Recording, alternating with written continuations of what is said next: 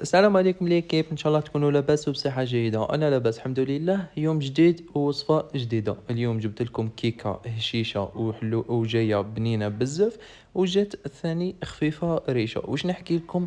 الوصفة بزاف هايلة، واي واحد مبتدئ يقدر يخدمها وتخرج له كيما راكم تشوفوا فيها بزاف بنينة. واللي يعجبني فيها مكوناتها اقتصاديين ومفهومين وسهلة. انتم ما عليكم غير تكملوا الفيديو الاخير. خلونا الان مروا للوصفة. هنايا عندي زوج حبات نتاع بيض يكونوا متوسطين درجة حرارة الغرفة. عندي كاس غير ربع نتاع السكر، وعندي كاس حليب يكون دافي، زوج ملاعق كبار تاع كاكاو بالنمر، وعندي نص كاس نتاع الزيت قل من نص شوية، وعندي هنايا 8 ملاعق كبار تاع فارينة تكون مغربلة، وعندي فانيليا. فانيليا سواء ديرو سائلة ولا ديرو عادي نتاع المرحية نورمال. هنايا حطيت زوج حبات بيض، وحطيت كاس وربع نتاع سكر، وقرصة تاع ملح. هنايا راح ندير قطرة زوج قطرات تاع فانيليا، اي ما يعادل نصف ملعقة صغيرة. ونزيد نحط قل من نص نتاع الزيت، هذا الكاس نتاع 130 مليلتر. ونزيد نضيف الحليب يكون دافي، يكون قل شويه برك من الدافي، لانه لو كان ديروه سخون راح يطيب لكم هذاك البيض، ومش راح تنجح لكم الوصفه، ومش راح تجيكم هشيشه وما تجيكمش خفيفه، راح تكون لكم معقده. اولا نخلط كامل المكونات هذوك الخمسه اللي درتهم مع الاول، ونخلطهم غير بالفوي عادي هكا بالفوي، الخلاط اليدوي برك نقدر نخلطهم. وفوالا زدت جبت الباتر، ضربتهم بالباتر حوالي 30 ثانية فقط في الدوزيام. نزيد زوج ملاعق كبار تاع كاكاو بني مر يكون مغربل. فوالا طريقة جد سهلة وبسيطة.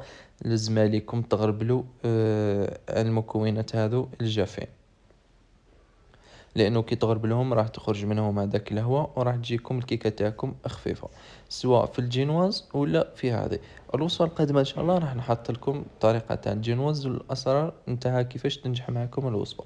وفوالا زدت حطيت الملعقه الثانيه تاع الكاكاو.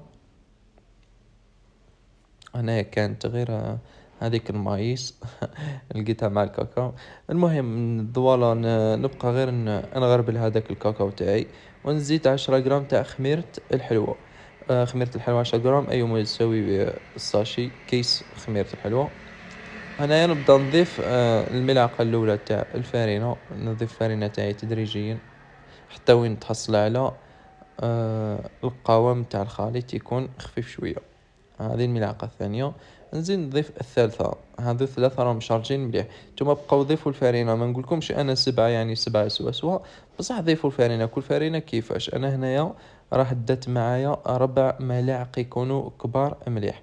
انا مع الاول قلت لكم 7 ملاعق، يعني 7 ملاعق وجدوهم، تحتاجوهم 7 ملاعق. صادفوا تكون لكم 6 ملاعق، 5 ملاعق، 4 ونص، على حساب الفارينة تاعكم.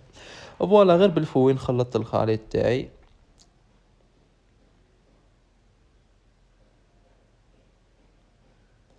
طريقة جد سهلة وبسيطة. شتو علاش قلت لكم 7 ملاعق؟ فوالا هاي لكم الملعقة الخامسة.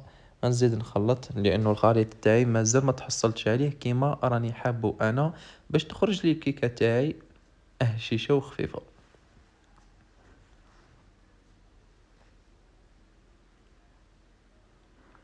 فوالا هذا هو الخليط. كيفاش تحصلت عليه؟ هاوليكم القوام اللي تحصلت عليه، هذا هو القوام الصح، وهذا هو الشغل الصح اللي نحتاجه.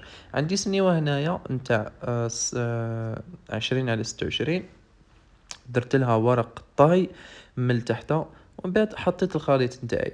نبدا نواسيه هكا غير بمغرف بركة، يعني باش ما تجينيش جهة طالعة على جهة ولا تكون مايلة ولا. ونزيد نخبط السنيوة تاعي 3 خبطات باش يخرج منها هذاك الهواء، وما تجيناش ثقيلة. هنايا عندي 80 غرام تاع شوكولا بالحليب. تقدروا ديروا شوكولا نوار، شوكولا بالحليب كيما تحبوا. حطيتها على حمام مائي، ما نخليهاش تذوب كامل. ودرت لها نصف كاس تاع حليب يكون سخون. نخلط هذاك الخليط كامل، نجيب الكيكة تاعي، نبدا نثقف فيها. راكم تشوفوا كيفاش هي باينه خفيفه خلاص.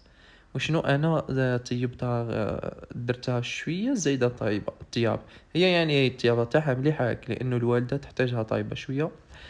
المهم نبدأ نسقي الكيكة تاعي نشربها كامل كامل حتى وين تشرب.